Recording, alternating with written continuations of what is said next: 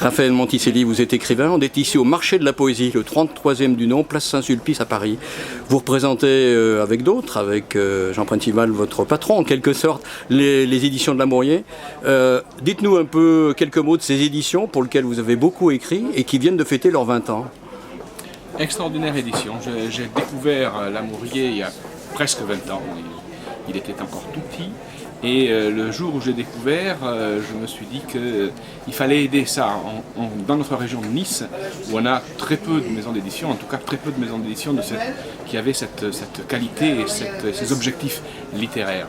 Voilà, et depuis 20 ans, je me félicite tous les jours d'avoir travaillé avec Jean Printival, qui m'a édité naturellement, mais qui a édité beaucoup de monde, je crois plus d'une centaine d'écrivains, près d'une centaine aussi d'artistes, pour aussi bien les unes de ses livres que pour les illustrations à l'intérieur des livres.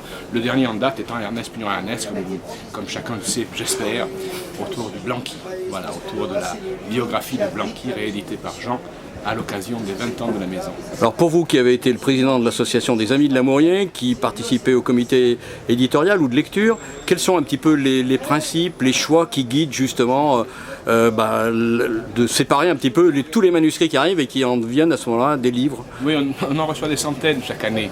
Et il y avait un principe au départ qui était le saut par-dessus le canapé. Vous avez un manuscrit entre les mains et d'un coup, tout le comité éditorial saute par-dessus le canapé, alors c'est que le livre est bon. À vrai dire, c'est très métaphorique. Le principe, c'est d'abord une très grande diversité.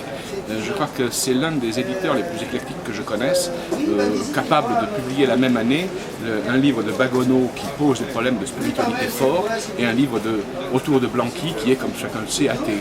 Il y a cette grande diversité d'approche du monde, mais en même temps une grande exigence d'écriture.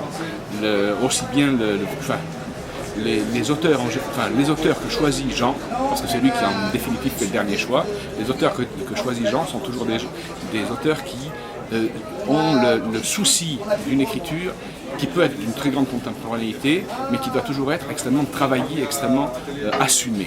Voilà. Est-ce que ça vous convient? Écoutez, on termine quand même par une dernière question. Oui. Lamourier se porte bien dans ce monde de l'édition où on se restructure en permanence et on grossit? Lamourier se restructure, je crois, en permanence. J'ai toujours vu Jean imaginer de nouvelles collections, imaginer de nouvelles formes à une collection, suivre les exigences du temps, travailler aujourd'hui sur flux tendu, ce qu'il ne faisait pas au tout début. Voilà, donc il y a une continuelle mise en accord avec le temps. En même temps, il se porte aussi bien que chacun de nous par les temps qui courent.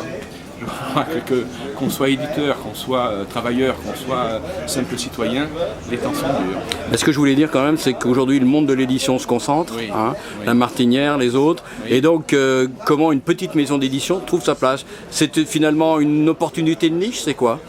Aucune idée. Je me demande tous les jours comment il dure, comment il survit, comment il arrive à poursuivre depuis 20 ans quelque chose qui est de l'ordre du sacerdoce, peut-être. Je ne sais pas comment Jean arrive à continuer. Et il continuera. Curieux.